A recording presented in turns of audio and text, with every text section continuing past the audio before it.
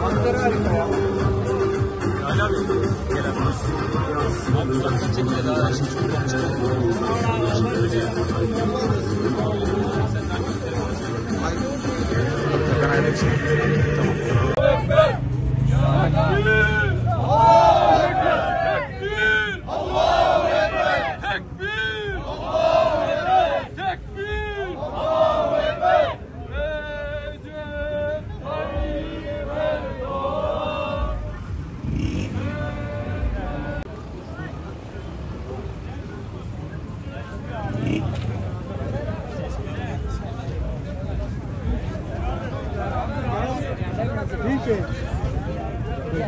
Bilmesem iyi olur. Gerekirse arabayı çek. Bende var o. Şöyle yapmamız lazım.